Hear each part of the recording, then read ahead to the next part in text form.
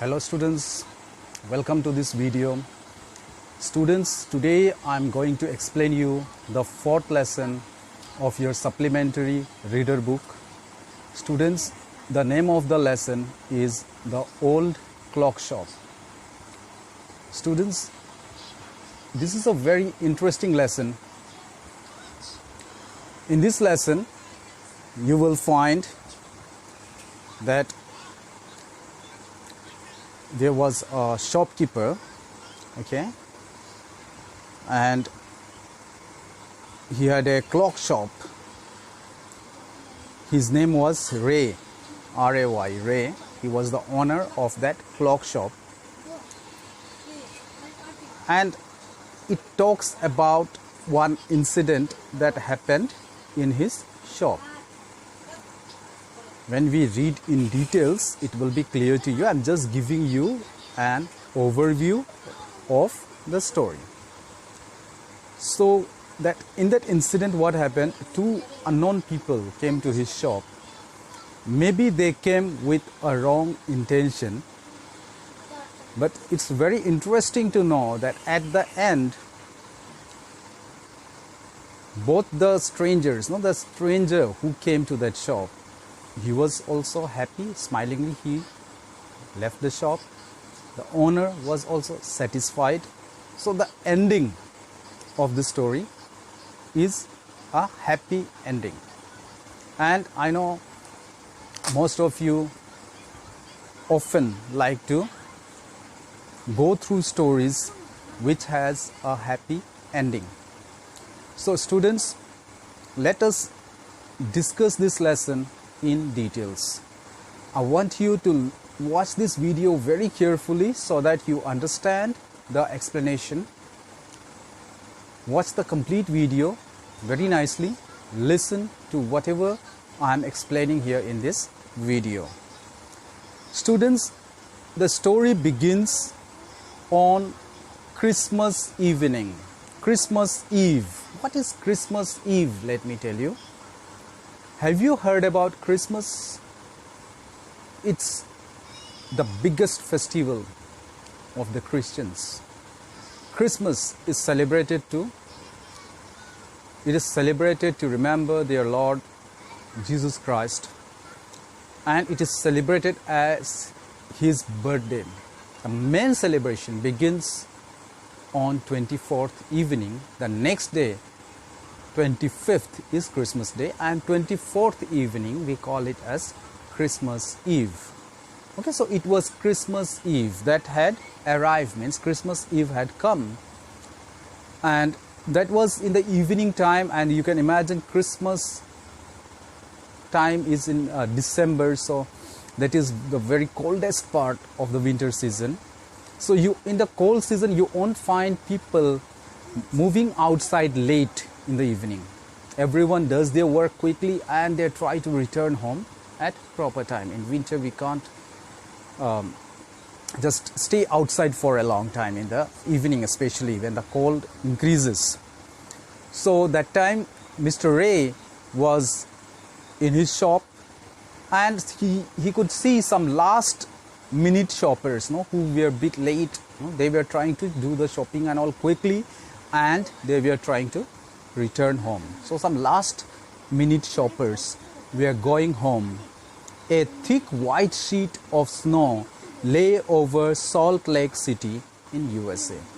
Now this story is about, it happened in US, okay? It's about US, and these countries are very cold countries. In the winter it is terribly cold there. Most of the places experience snowfall, and he talks about a thick white sheet of snow covering the Salt Lake City. That's the name of the city where this incident happened. And that city was covered with snow as if it was covered with a cloth, a thick cloth like that. It was covered with a white sheet. Yet the lights were still burning in the old clock shop. But in the old clock shop, that is the shop of Mr. Ray, the lights were still burning. That means he was still there in the shop. As Ray, its old deaf owner, worked on a clock he had solved that day. Why lights were still on in the old clock shop? Because the owner, Mr. Ray, who was deaf, who could not hear, he was working on a clock which he had solved that day. So he used to repair the clocks also, and he was working on that clock which was solved on that day. Maybe he took the clock, paid money to the customer, and then he was working on that clock. You will get to know more in details, no, when we discuss. Okay, having finished his work, Ray stood up and was on his way to the back room when a cold rush of air from the front door hit the back of his neck. So after he completed his work, he was working on a clock, so after he completed his work, he stood up and he was going to the back room.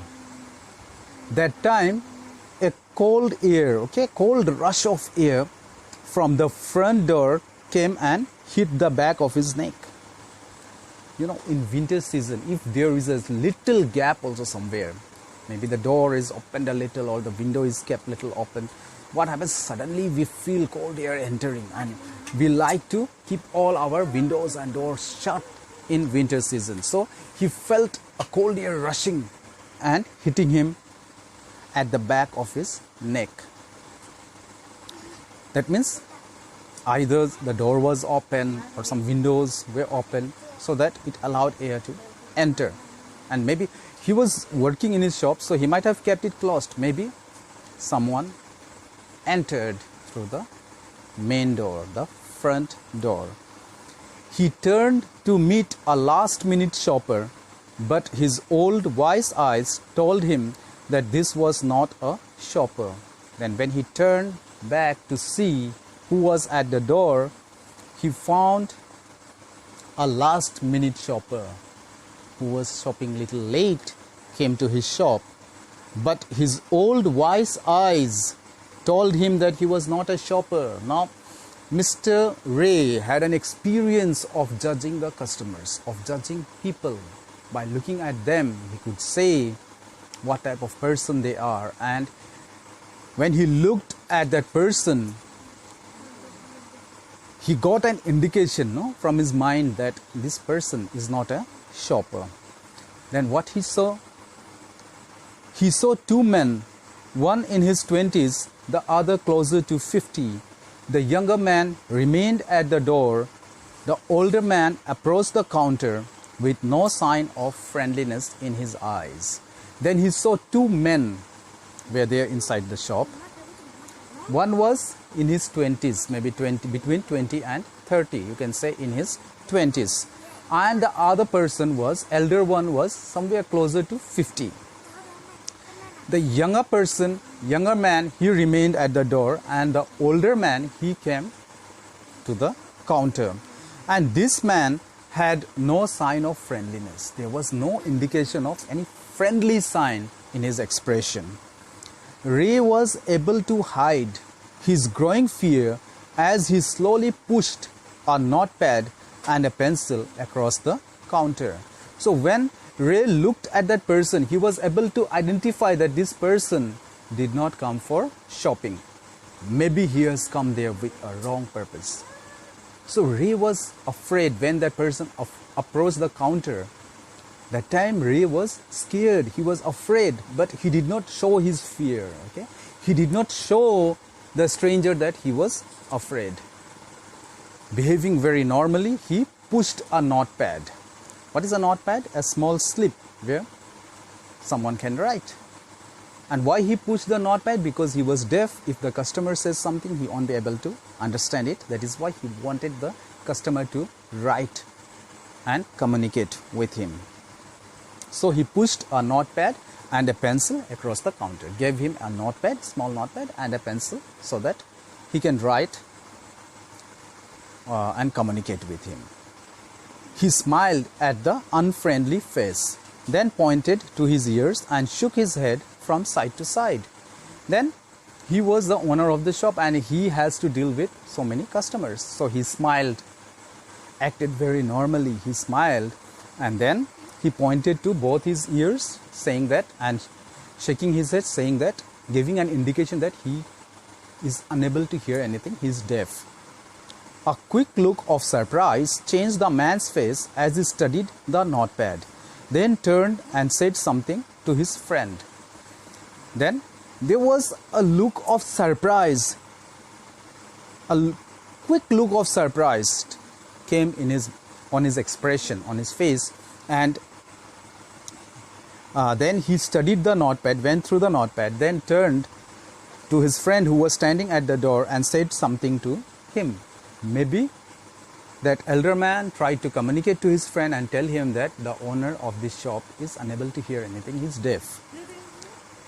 Ray used the chance to look closely at the man, paying attention to the shape of a gun and a restless hand in the man's right coat pocket. Now, when this person was communicating with his friend, that time Ray, the shopkeeper, he took the opportunity to observe that man carefully. And his eyes went towards the coat pocket, the pocket of that man's coat, and he found something rising there inside the pocket. He was holding his hand was inside the pocket, and it seemed as if something is rising, seemed to be like a shape of a gun, and his hand was in the pocket, and that hand was also a bit restless in the man's right coat pocket, right side of his coat pocket. Anger boiled within him, but it was kept down by an inner voice that said, "Be still." He wrote on the notepad. Then actually, after observing all this, Ray was getting very angry inside. He was so angry, but he tried to control himself.